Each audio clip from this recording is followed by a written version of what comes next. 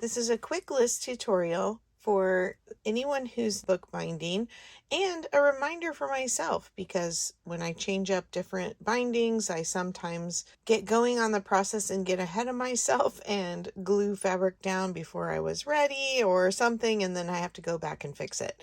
So I thought I would just do this quick little reminder video of the order for both a regular sewn in spine and a hidden sewn in spine. This is Carol from Crinkled Path Journals. Stick around and see.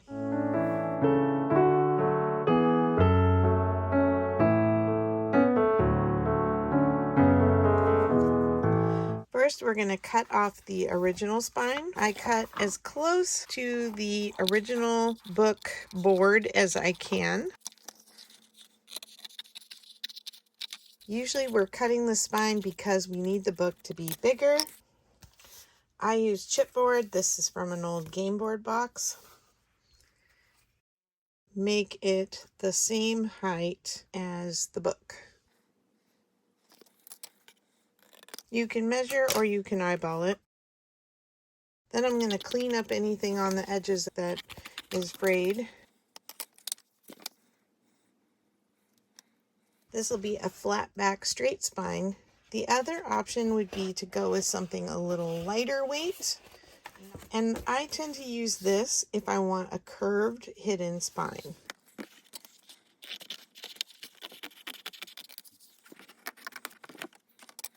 Oh, I got the piece with the hole in it. I normally would not pick that, but because I'm just demonstrating and not actually going to assemble this, we'll go ahead and go with it.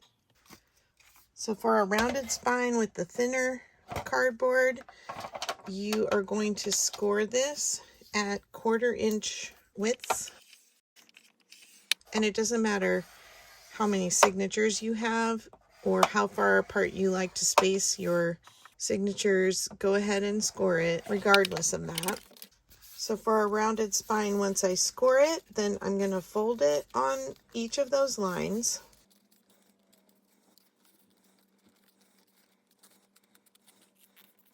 And that gives you this rounded spine.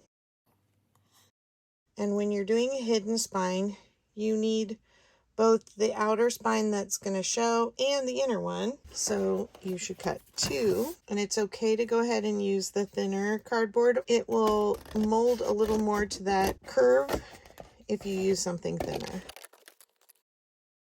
Now's the time that I will punch the holes, assuming you already had decided the spaces between your signatures, how many signatures, and the width of your spine based on that prior to cutting the spine pieces out. I usually use a thin cardboard or cardstock to make my templates. This is my template for little golden books with 3 signatures. Once I make my template, then I would punch holes if it's the solid non-curved spine. I'm not going to go into stitching in signatures. Just know that I will talk about that being a step in the process here. Okay, imagine we have our holes punched and now we're coming to assembly.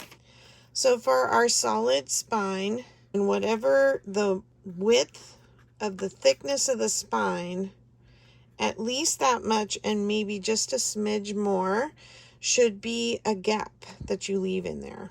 Now is when I would lay down my Tyvek, if you like to use Tyvek, or I like to use double-sided Duck brand carpet tape. It's pretty cheap, usually under $4 a roll at some place like Walmart or a hardware store.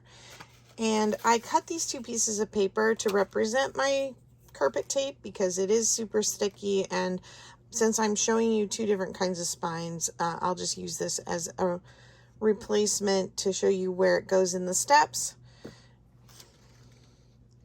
I usually add some Fabri-Tac at this point, just over this area very thin. I like to use a old credit card or gift card or key card from a hotel to spread it out.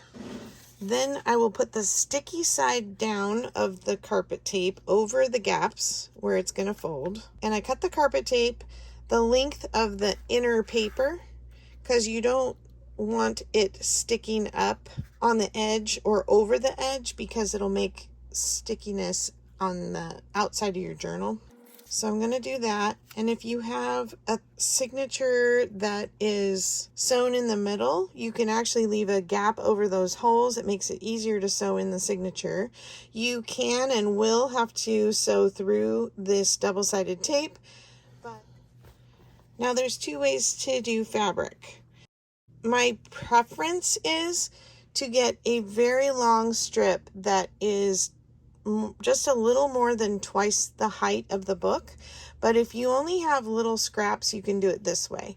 So if I was using a long piece, which I don't have, I would start by gluing it down here, and then I would wrap it all the way around the front cover and overlap it here. And you can make it whatever width you want, but you want it to definitely be wider than the gap and wider than the double-sided tape.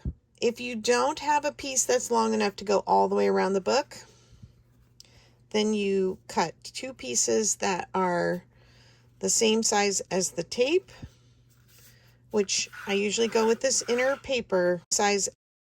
I'll put this one inside. I'll put a second piece on the outside, and then I will glue a cap piece and a foot piece. So one here, and because I'm not gluing it down, it's really hard to show because I can't pick it up, but you get the idea. Like, I would fold this under and glue it on the other side. And if you don't like these raw edges showing, you can use a little piece of ribbon or rickrack. Some people like to fray the edge of this, or they just put a ribbon or a rickrack over it, or lace. So anything unfinished, you can cover that way. Or they put in paper over it. And the reason I don't ever use paper for this piece is because paper does not bend without cracking very easily. So fabric gives flexibility and strength to your spine. You can use your template again and punch holes in the fabric where your existing holes are. After this is all in place, then I sew my signatures in. For a hidden spine, it's going to be very similar. This is the piece I'm going to sew my signatures on, so this doesn't get glued in until the very last minute. The spine goes on. This is very much the same as what we just did. The curved spine, leaving a gap still. Tyvek or your double-sided duct tape, you're not punching any holes in this. You're going to do the same thing with the fabric all the way around, or those pieces with the top and bottom.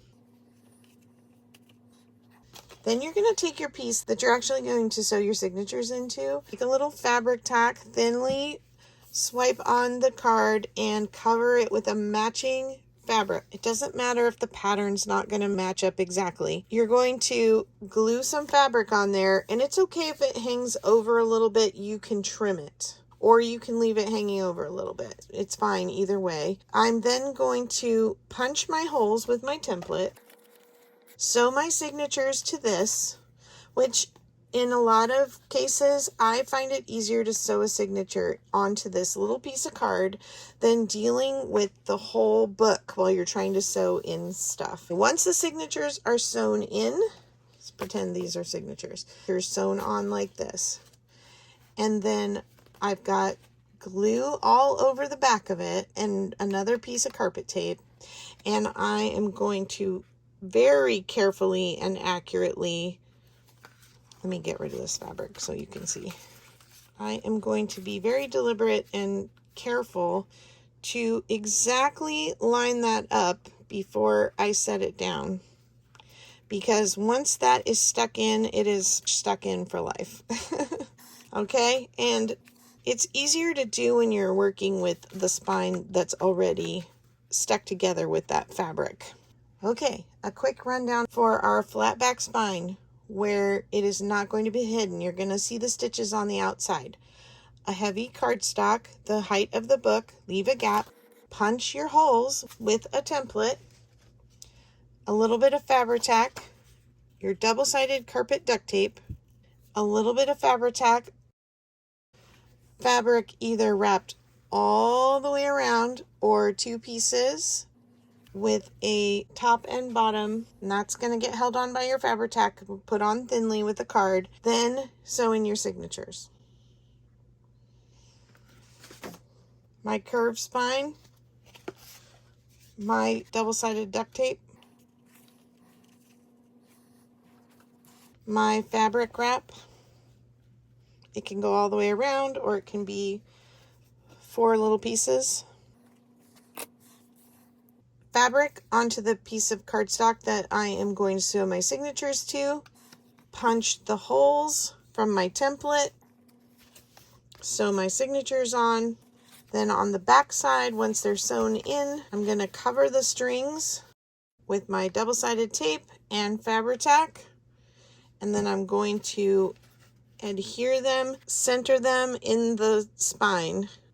And then at that point, you can use trims or lace or rickrack and cover the edges that are raw, or you can fray the edges that are raw. You can cut end papers that go over the fabric so the fabric won't fray. So that's another option. I hope this little order reminder and the use of the duct tape is helpful to you. If you have a different way of doing it, I invite you to share a Sunday Snappy Snippet. I had not made those for a while. It is an open collaboration. Anybody can make a Sunday Snappy Snippets. Use the hashtag as long as it's junk journaling tips in under 10 minutes.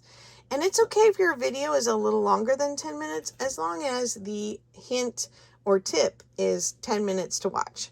All right, thank you so much for watching today, and I'll talk to you in the next video. Bye.